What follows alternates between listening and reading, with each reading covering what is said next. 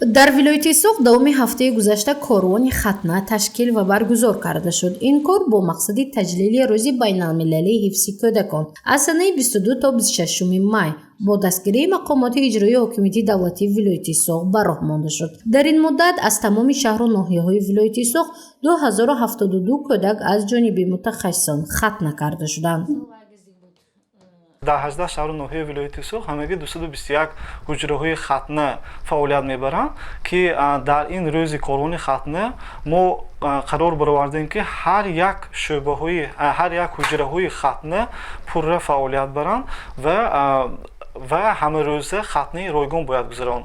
Ва тибқи фармоиши раёсати тандурустии вилояти Соғ ба ҳамаи шаҳру ноҳияҳо аз рӯи фармоиши мо нақша чорабинӣ ташкил карда шуд ва ҳамарӯза бо мутахассисон таъмин карда шуда хатнаи кӯдакон, ҳафтаи хатнаи кӯдакон гузаронда шуд.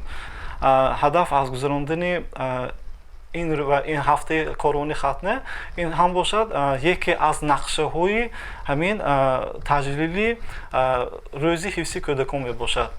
Ба ғайр аз ин мо ҳама сола ин ҳафтаро мегузаронем.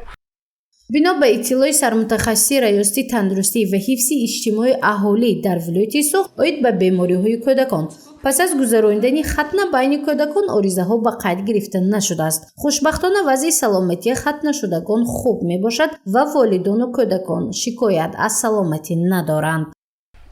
дар давоми гузарондани корвони хатна бисёртар фаъолтар буданд шаҳру ноҳияҳои Панҷакент, Исфара, Кони Бодом, Истаравшан, ки миқдори гузарондани хатна дар инҷо бисёртар ба назар мерасад. Сабаб дар он аст ки миқдори аҳолӣ дар онҷо ҳам бисёр аст ва ҳуҷраҳои хатна низ дар онҷо бисёр аст ва дар умум бошад ҳамаи шаҳру ноҳияҳо фаъол буданд.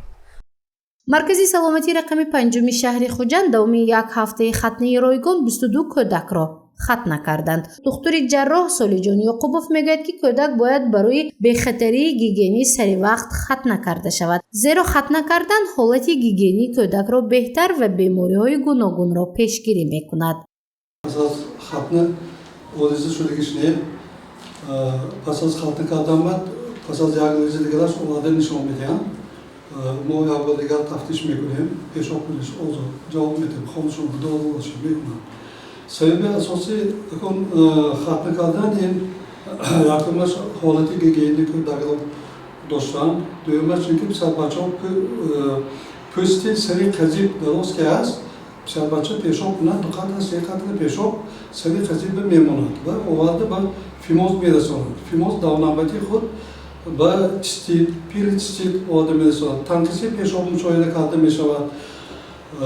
ин ҳолатҳоро барои пешгирӣ кардани ҳамин ҳолатҳо гузарондани хатна айни ҳол ба маврид мебошад. агар нагузаронем, агар баъд дар кӯдакҳо касалҳои санги гурда пайдо мешавад, ки инҳо оянда баъд ба ҷарроҳӣ мутобиқат мекунанд.